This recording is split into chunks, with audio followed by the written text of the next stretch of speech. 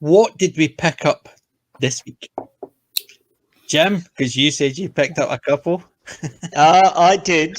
I'm not sure if I'm going to start with what I've been watching or what I found in the shops. I didn't have much luck in the charity shop, so I ended up in the computer exchange store, or as it's lovingly called, the sex shop, the CEX shop. My nephew recommended me to go into that, and I says, "There's one down here." He says, "No, the one in Glasgow's enormous." Yes, it is. The one in Glasgow is absolutely enormous. The one down here is a decent size, but it's not hundreds of stuff, or not hundreds of movie DVDs in it, or TV shows. They've only got a small section. It's mostly all games. But yes, the sex shop. Very clever. So, I've always been a huge fan of this actor, mainly because the creativity that comes into making stories being told, but also the fact that recently I discovered him playing against Pierce Brosnan in a film here in UK that is playing out here in UK. He was using his tricks, but he was deadly serious as an actor. And we're talking a massive step away from what he usually does. But this is one that I really like with him. Oh, Tuxedo, Jackie Chan. Even though he's actually, he's very controversial at the moment because he tried to join the Chinese Communist Party and basically they rejected him. Oh dear, I missed that. Accordingly, he caused a lot of controversy because his fans in Hong Kong. He basically tried to join the Chinese Communist Party and they rejected him. But I quite agree. Jackie Chan, I love Jackie. Where's my Jackie? He is a great character, yeah. Well, I like that he gets involved in telling the stories, as in trying to bring the extra life to them. So, yes, it's a lot of choreography. So when he's picking up like a bifold ladder or whatever it is and like fighting off 20 people. Ha!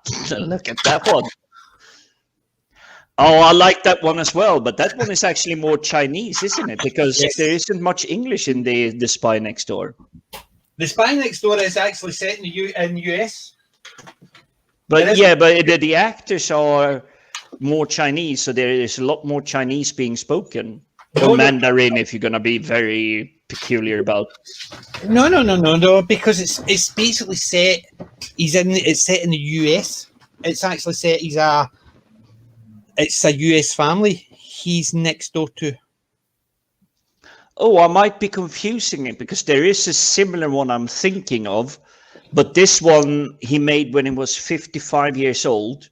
And the reason it stuck in my mind that he's 55 years old when he was doing it is because he's standing on his hands with the heels leaning against and just doing push-ups, and you're just going, no. Do you know what? That's away the now. one where the fight happened.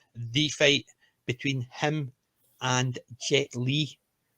Was it not the one about the guy who was into all the movies and he taught himself martial arts watching movies because he worked in a film theatre, and he somehow gets dragged in to ancient China to fulfill a quest. And then that's where Jackie Chan plays the drunk master. Jet Li is in it as well. And the two, Jackie Chan and Jet Li, want to be his master. And the two of them fight each other. It's one of the first time the two of them actually appeared on screen fighting each other. But let's face it, Jackie Chan and Jet Li is basically the Sylvester Stallone and Arnold Schwarzenegger. Yep. But never mind the Expendables. No, that doesn't count because it was basically anyone that has been in action here in the last 60 years come make this film. Fun. But yes, the Jackie Chan, the Tuxedo is a superb. I quite agree with that one. That is just a classic one. And Jackie Chan, do you know the first time I met? I met him. The first time I saw him. Anybody ever remember the Jonathan Ross, the incredibly strange film show? It used to actually just show weird and wonderful music movies. And the week I watched it, he was talking about Jackie Chan, because Jackie Chan was not known outside China. A lot of his movies had been dubbed, so it was starting to come in, but it wasn't a big name. And it was Armor of God. And they were talking about it. And I started getting the videos, and I started checking any time I could. And see, after that, I became a big Jackie Chan fan. And it was literally Jonathan Ross that got me into Jackie Chan. I can say I do remember when I became a Jackie Chan fan. I knew about him before, but when I became a fan was when I was sick as a dog at my cousin's place. So everybody else was going off on their parties and everything, but there was a massive VHS library.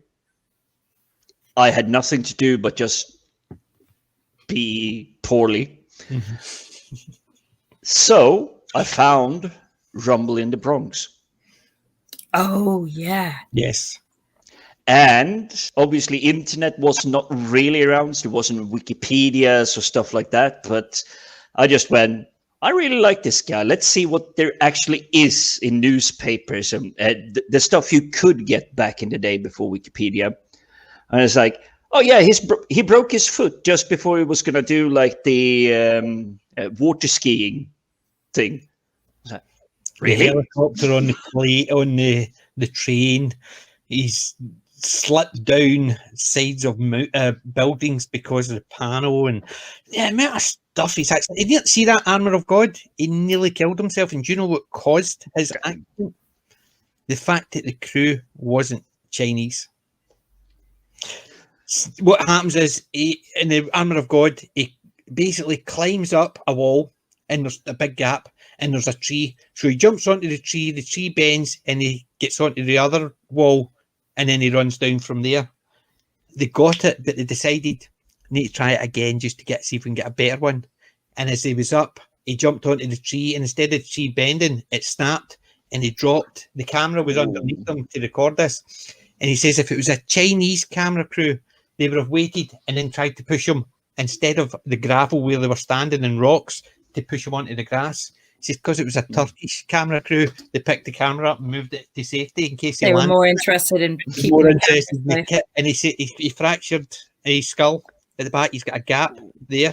That's why he's still though. I find that a poor excuse for the camera crew because, of course, Jackie Chan is definitely worth more money than a high-end camera. No, you're talking about these early stuff where he was just making his name. He was fair enough, but still, he was big in China, but other places he was just another actor. But yeah, he's still a human being, isn't he? You know, it's yes, like, exactly. To me, like they were more interested in the kit rather than him. And it was the fact that financial. He says a Chinese crew, even if they didn't know him, would have tried to push him onto somewhere safe. Yeah. but that by the way, the pushing aside when someone is falling is actually an old school circus trick. When they remove the net, people rarely pay attention to the people on the ground because all the action is happening up in the air. But people on the ground are there to literally jump tackle if they should fall, because it will break the momentum coming down to the ground. Yes, you will break a couple of ribs getting smacked to the side, but it's a lot less than you would break if you would continue straight down. Interesting. Because as they say, it's not the fall that kills you, it's a sudden sharp stop at the end. So if your momentum actually is driven sideways, you've still got that momentum still coming down. It just you're taking a lot. That's why the side tackle, it stops the high speed of that. You're still gonna have the speed, but instead of going straight down, it will be angling off, and so it will be less. Yeah, it basically takes the momentum. It's basic physics. So and they figured that out about 2,500 years ago. Talking about almost 2,500 years ago, and I can talk about Jackie Chan forever. There's tons I love Yes. about him. There's a streamer on its own, just Jackie Chan stuff. Oh, This one, I loved it when it came out, but I will say I wasn't geeky enough to understand why I liked it. But I attended a summer course at university. I think the professor just took the job and say, I can explain films, I can tell you the storylines, what they're doing and everything. It's basically a summer job. I have tenure. I got my money. But something he pointed out about this particular film is it deviates from the usual hero arc story journey, like the cookie cutter presenting, here's your hero, here's your villain. All of that is usually within the first 2 or 3 minutes.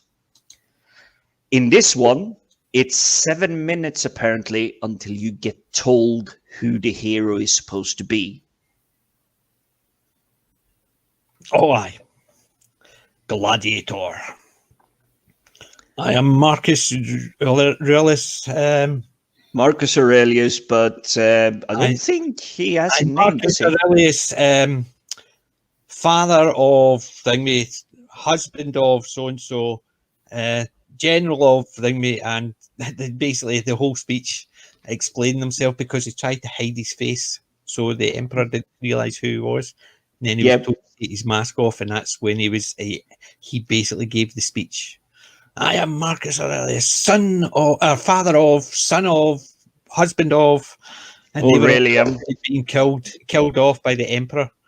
Yeah, I do like the cover. Unfortunately, it's been a little bit dinged, but it's relieved, so you can actually feel even the gladiator text has been relieved, so it's raised. Yeah. So see, I like those ones who have. Apart from anything else, it's even the slight raise. It's the fact is you've got matte and gloss. It just it shines. It just stands out that wee bit extra. So it does. It really does. I do like that movie, even though there was bits and pieces. I thought, did they really need the tigers in that one? It would have been fantastic enough without having the tigers in, and because there's so much, so CGI. It's a wee bit. It takes off. The tiger was. I was told that the tigers were actually real, but they were not at the same time. Yes, exactly. That's what I'm saying. The CGI aspect, because they had to fight with the tigers doing the bits and pieces, so they had to CGI it in. That's what was meaning. But the fight itself was just so iconic, and it was so integral and so well done. You're sitting there thinking, did they really need the tigers? It's the same as you look at the fight with they were meant to lose, and he gathers them all together and basically win. The Battle of Carthage. Yes, and they basically win, and it was a case of, oh dear, that's not how it should have gone. Well, it comes back to the whole thing. You should never ask a question you do not know the answer to. Yes. Or never ask a question you're not willing to be told something you don't know. Also very true. I did pick up a British classic, and I was really surprised to find it in such a good condition. Black yay! Oh, yeah, beauty. Well done. Yeah, that's brilliant. That makes mine look as if it's falling apart, but mine's is falling apart. But I love the inside of it. Oh, the inside's amazing. Lovely, yeah. I can't remember if we have that one or not. I've got that one. Blackadder. Really? Very nice. Yeah, that's lovely. Really nice. See when you can't find the thing. And it was 90p. See, there you go. Wow. That is exactly what you need. Nice and inexpensive, and actually worth every penny of it. It's not Blackadder stuff. That's terrible. It's right there, and I can't find it. Baldric in eternity in the company of Beelzebub and all his hellish instruments of death will be a picnic compared to 5 minutes with me and this pencil. Yes. But that is such a Rowan Atkinson. What's Alps with? Come here, Nens and Alps. I don't know, sir. Come here. Don't. Oh. Baldric, get the door. Well, something that surprised me about Baldric, I keep forgetting the actor's name, but he's Tony doing Robinson. a lot of Time Team. Yeah, Tony Robinson. Uh-huh. he's a brilliant, like really highly educated man. But The reason he's got that is because he's an amateur archaeologist. It was always an interest, and that's why they asked him to present Time Team, because he could be the everyman, but he had an interest in archaeology, so... I wouldn't say interest. It goes above interest. No, that's how he's really geeky about it. Yes, that's what I'm saying. He had an interest in archaeology, so he was an amateur archaeologist. It was all, he had no qualifications, nothing. It was all off his own back, and they basically found out. They asked him to do it, and it just spiraled from there. That's why he could ask intelligent questions. Yeah, because he loved the subject matter. I've done the review on Time Team, so I did just at the beginning of the year. I love Time Team. I've got all 20 seasons. So and Time Signs. Time Signs was the precursor to Time Team. Was it? It was 4 episodes, and they were just basically, I think there was only Phil and Mick, and they were basically, there wasn't any GPS, nothing like that. They were just field walking. And it was basically they were about to build a dam and flood a valley. So they had to empty everything, and it gave them the opportunity to go in and see the living landscape, so they could actually see a building which had been there for 50 to 100 years and peel it back and see what had been there before. And they could see how rooms had changed over the 200-300 years, and how things had been taken down and something else built. And it's always been a farm. And it was all stuff like that. Time Signs, that was good. Yeah, it is always so fascinating. Mm-hmm. So I have 3 things left to display, but all of them are kind of like my price of the week. So I'm struggling deciding, should I let someone else take the time? And well, you crack on, Jim, because I can say I've got a recommendation for the second part of the show, which was sort of talking about things we like and would recommend that not everybody might be aware of, although I'm sure both of you guys will be aware of it. But as far as buying new stuff, we haven't got anything new lately, so you crack on. Yeah, definitely. Right. You go ahead, Jim. Well, if you're running away, this is going to be like a bad presentation. I'm not running away. I says I can't wait to see what you've got. I never said I was running. For a whole £1.50, yeah, I got the IT grade. Oh my god! For £1.50, that is insane. Mine's was cheaper. I got mine's for £1. Oh my god! You jammy buggers! We love the IT crowd. That's brilliant.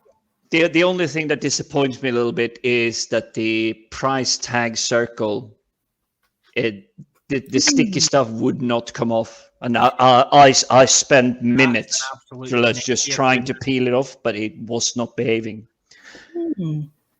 Now I have to step out of camera to bring the next one, because I do have a bigger reveal, which I think is the top thing I managed to get this week. So give me a few seconds. That sounds like a super score. Well,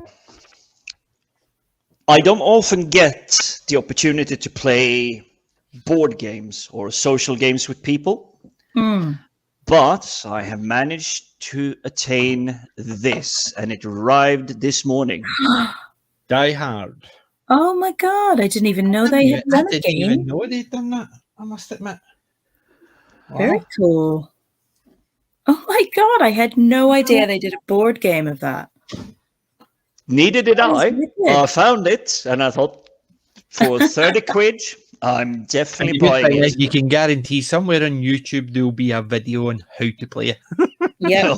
Absolutely. Right. My final purchase, which I think is the price of the week, it's rated R18 because of its content. Oh, but it is an individual I'm very certain everyone on this panel knows about. The content of the box is DVD and a book written by the individual. Now, this individual has been around with Superman. Do we have any takers as to whom that could be? Are you ready for the big reveal? I can't think. No. I can't think Go either. ahead. I paid a whole astounding £2 for 4 DVDs and 1 book of this. What is it? Richard Pryor. Wow. Oh my Yeah, god. he was in Superman 3. Yep. Yeah, do you know what? And It's been so long. I that's his completely book forgot that. in... That's brilliant. What a score. Yep, that is a score and a half. I think I've got one Yeah. Richard Pryor DVD somewhere in my collection. I used to love Richard. I love his stand-up stuff. Oh no, I loved him with Gene Wilder. He was a wonderful double act with Gene Wilder as well. You see, I didn't grow up in England, so I never remember the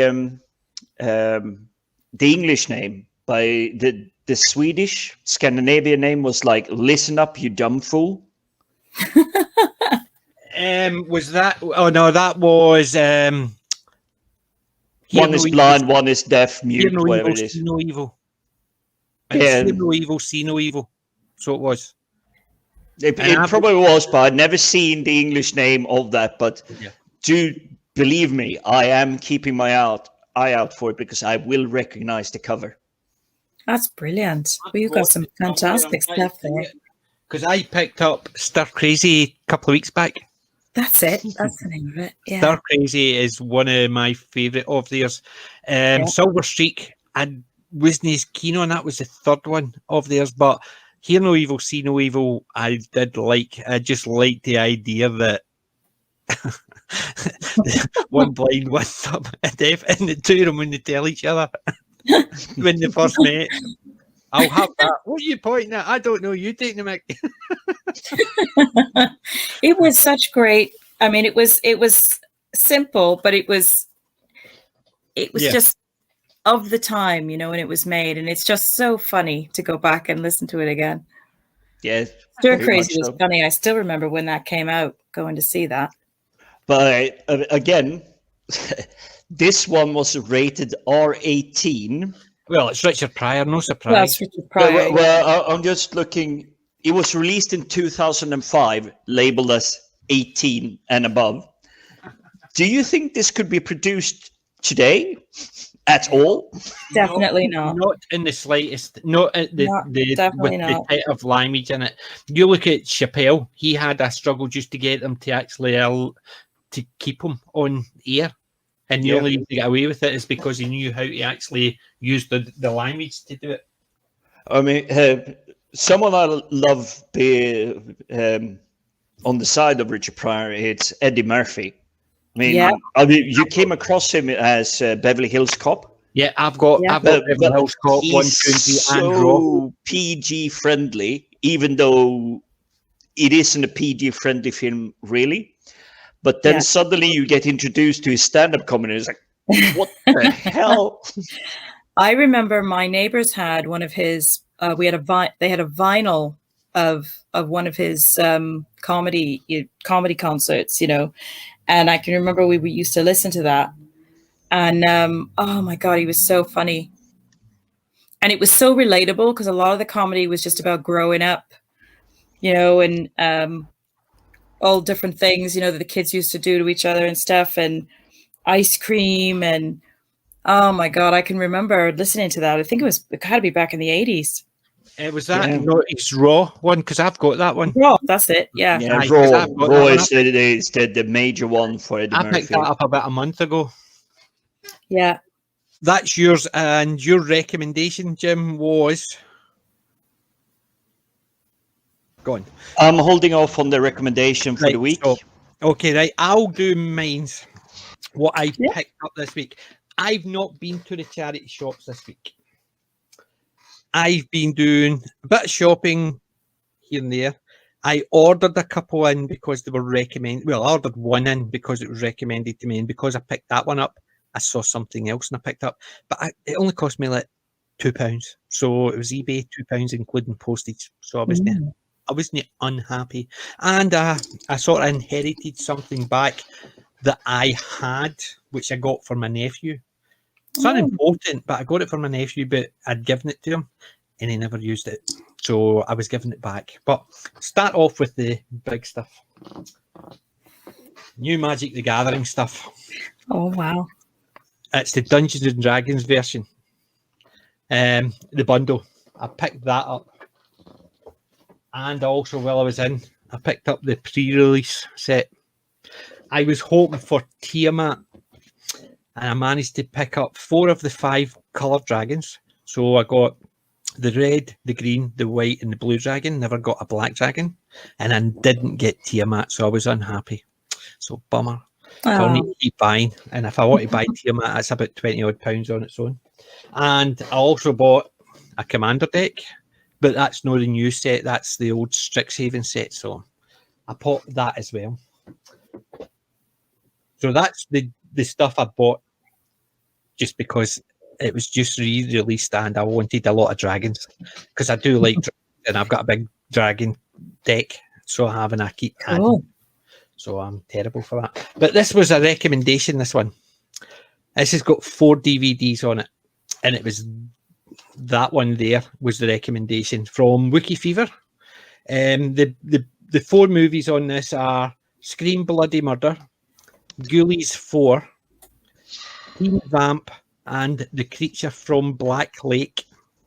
Oh, I heard From Black Lagoon, Black Lake. No, Creature Lake, from yeah. Black Lake.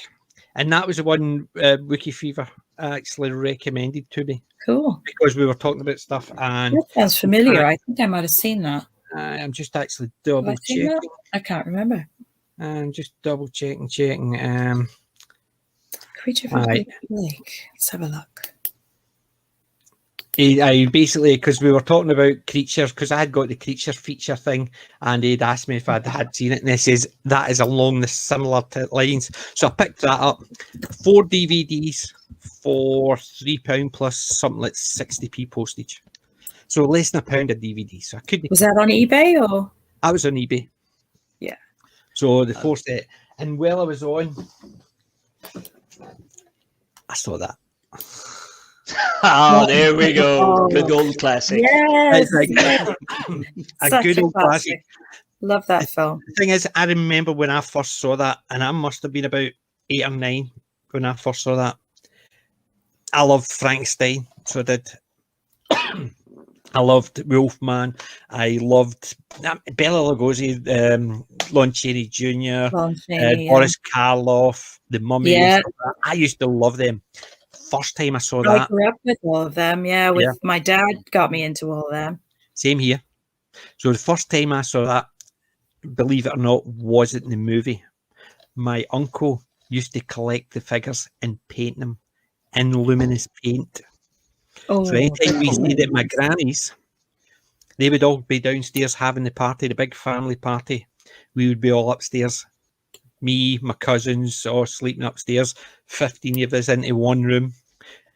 And my uncle used to be the, not so much chaperone, the torment artist. So he would put the lights all out, knowing fine well that he had all these monsters painted luminous paint. So we're all sitting there, and there's Frankenstein face just glowing, Dracula fangs just glowing, the Mummy, yeah, all completely white painted, and then you would hear a scratch at the door, and we're all sitting there going, "What?" So we would wait for a scratch at the door again, and we would pull the door open, and he would have a shirt hanging from the ledge. And things like that. So you would scratch at the door, you would open it, nobody there, open it, nobody there, and then you would try and think you were sneaky, waiting for the scratch, pull the door open, and there's a white shirt hanging right in front of you. Oh, luminous paint on it. Oh, God. So that's the very first time, is because he had the creature from the Black Lagoon, because I had seen all the movies, and I thought, where's that one? He says, oh, that's the same world as all those classic monsters. That one, the first time I saw it, I fell in love with it. Yeah. And it's one of the typical ones. You forget about it. And it was only because Wookie Fever had mentioned Creature from Black Lake. I thought, Black Lagoon? I need to get it. So when I was looking, that popped up next to it for a whole £2, including postage. So That's amazing. Yay! That's great. So I was over the moon with that one. But I gave this to my nephew. I was trying to get him into Magic a couple of years ago. It's still all unopened. So I bought him the starter set, 2 decks, dice, the lot, so him and his brothers could play it, and then next time they're over here, I could give them all my Magic cards. They could go through them, build decks, and play against me and have fun. Never used it. So my sister says, I found this lying there 2 years later, still in the plastic bag I gave him. Oh. So he gave it back. So never mind, you got it back. I'm keeping that, and I'm keeping it in the box because I've got that set, and I've got all the cards from that set separately as well. So I have got about 3 sets of these, but I've not got one that's not opened. So yeah, that's good. So that was a surprise return gift for me. But the Creature from the Black Lagoon and the Creature from Black Lake are the 2 I'm planning to watch tomorrow, with as well as Moon. So cool. That's my buys for this week. Magic the Gathering and 2 classic DVDs. Not as impressive a haul as last week. Okay, right. I'll just activate the camera a minute just to show this. There we go. I don't know if you can see that. The Nightmare Man. Yes. I don't know if I've seen that. I recognise the name, but I don't think I've seen it either. I recognise the name. Well, this was a BBC sci-fi horror serial from 1981, based on a novel called, and I've got to be careful how I pronounce this, The Child of Vodyanoi by David Wiltshire. Definitely. And I remember it I was 12 years old when this was first on back in 1981, and I remember it very well. I found it really terrifying then. And you look at it now, and it's quite sort of atmospheric and chilling. And it's very much, well, considering some of the names involved in it, it's very much sort of a Doctor Who, some sort of an adult Doctor Who story, you could call it, because the book was adapted in script form by Robert Holmes, former Doctor Who script editor, and you had Douglas Camfield directing. Mm-hmm. And the story, there's these strange killings on this Scottish, remote Scottish island. This strange creature, there's something horrible about, and it goes from there and it builds up. The main characters follow the mystery, and the images of this creature get caught on film, and it's there's some really great point of view shots of the creature and the way it looks and the sound it makes, and cool. It's quite a good one. I definitely recommend this if you can track it down. Right, I'm going to actually now pick my pick of the collection for this week, right? Before we go on, because you picked, was it double checking this, Darren? Nightmare Man. Yeah, that's it. Got it written down. I'm going to have a hunt for that one. And before we get you, Jim, for your pick of your collection, I'm going to pick mine. And yes, it's a bit of a weird one. Gary, Tank Commander. It's a Scottish one. Yeah, basically, it's based around a squad, Scottish unit. They're based at they do skits like they're abroad, but in effect, it's not like a skit show. They're just they're meant to be based in all over the world, and they just do the wee skits, and it's filmed in Cumbernauld, not up near Cumbernauld.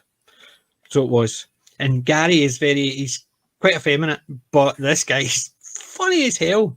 And he's just, you need to see it. It's one of these that do a search on YouTube. There'll be some Gary Tank Commander. The skits they do from when they're actually meant to be posted during the Gulf War.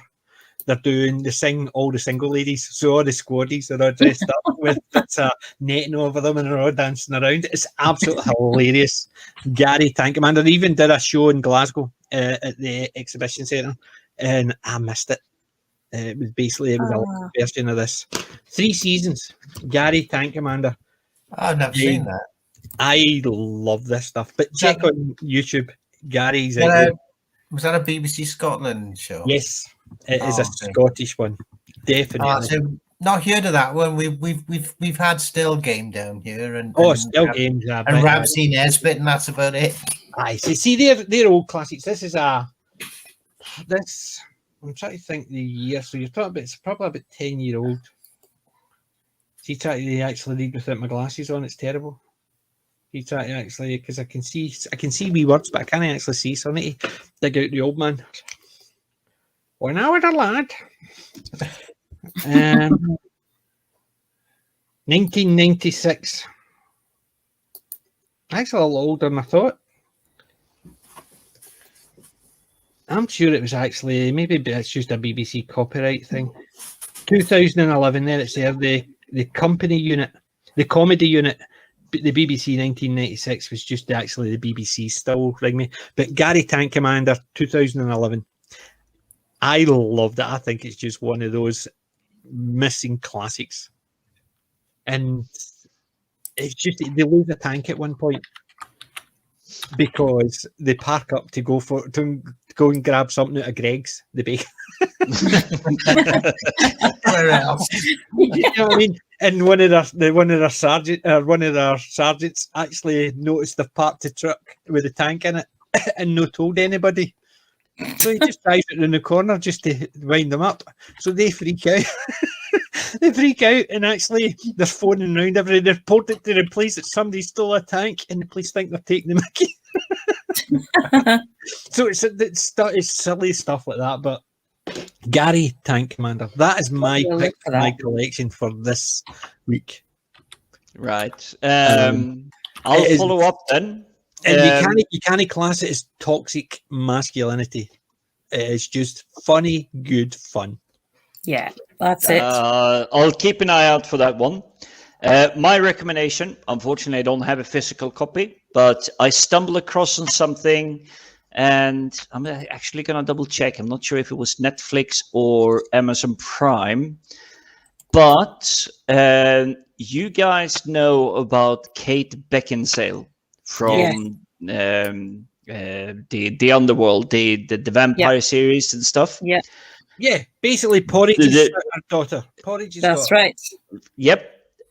She was gorgeous back then, and that's 20 years ago, I think. Yeah. She is in a new film, 2021 release, and my jaw dropped to the floor. It's like, that lady is gorgeous. It's called Jolt, Jolt, and she's an extremely homicidal individual. But I will unfortunately give this caveat. I have a feeling that I know exactly how the story is going to play out, because it was my birthday this week. I had to catch up with other people, and let's just say there was alcohol and early bedtime. So I never managed to finish it, but I saw a significant part of it, and it was like, wow, they're not pandering to anything. They really played a good storyline. However, I will say what I did see, and once this stream is done, I am going to see it from start to finish to get proper judgment. But I have a feeling it's Atomic Blonde, but instead of Charlize Theron, is going to be Drew Barrymore. Drew Barrymore has done some good stuff, but she's done some stinkers as well. It's true, but if you expect Drew Barrymore in a film, you expect more romantic comedy, innocent, charming girl. that kind of thing. Yeah. Which is the feeling that I got from the first maybe half that I did see of it. But it's called Jolt, and it's on one of the streaming services. I couldn't see if it was on Netflix or Amazon. There's our father. That's right. Mm-hmm. Ah, yes. From Classic Porridge with Phil Mackay.